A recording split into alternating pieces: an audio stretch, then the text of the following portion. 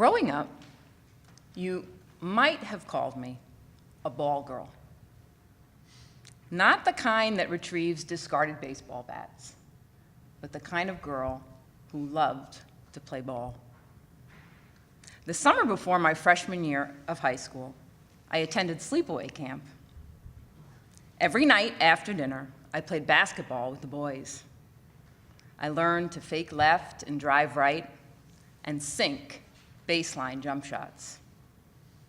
Along with my many 13-year-old crushes, I fell in love with the sound of the ball dropping through the net. That fall, I tried out for my high school basketball team. The Monday after tryouts, I ran to check the JV list. My name wasn't there. I scanned the varsity roster, and at the bottom, found my name. I had made the team ahead of sophomores and juniors. I was never so excited about anything in my life, probably because I hadn't kissed a boy yet. During the first days of practice, no one knew my name. I watched the older girls, heard the nicknames they used, sat among them on the team van. I was far more interested in what the coach was writing on the clipboard than what any of my teachers were writing on the blackboard. And being on varsity became part of my identity.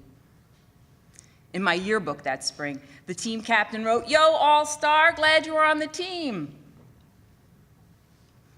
In my sophomore year, the varsity coach moved away. The JV coach took over. At tryouts, there were new drills and new faces. This year, I thought, I'm gonna get really good. After tryouts, I went to the varsity list to see who my teammates would be. I didn't see my name. I looked again. It wasn't there.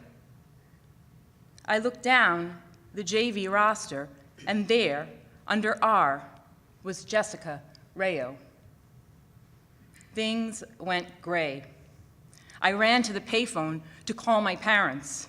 How dare that ogre coach pick those other girls over me? Wasn't she watching? I didn't want to go to school, but the next day my father, who had never gone to school to talk to a teacher before, called the coach and asked for an appointment. On a cold day, the two of us walked from the academic building to the gym. We found the coaches laughing in the office. My dad went inside, but when he came out, he looked upset. "She won't change your spot." I wanted to quit, but I still wanted to play. "You should still play," my dad said. "It doesn't matter what team you're on, just do the best you can." That season, I was the JV captain and the leading scorer. Whenever Coach C was around, I looked the other way. I no longer play basketball. I'm lucky if I make it to the gym. And I had all but forgotten my sophomore year disappointment until a Facebook message from Coach C landed in my inbox.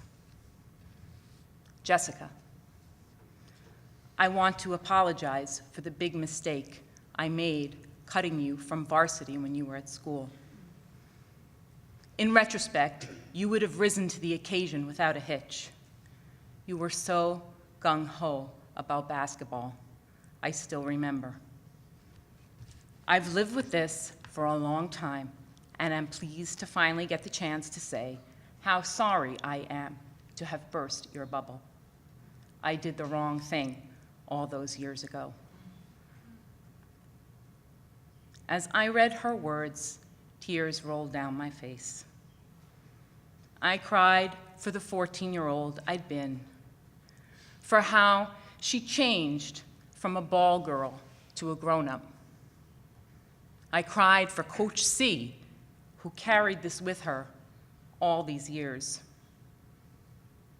And as I blotted those tears, I felt grateful that the same excited freshman girl still shows up every now and then when my fingers are tapping the keyboard, when I'm with my family, and yeah, when I'm cheering my own kids on the basketball court.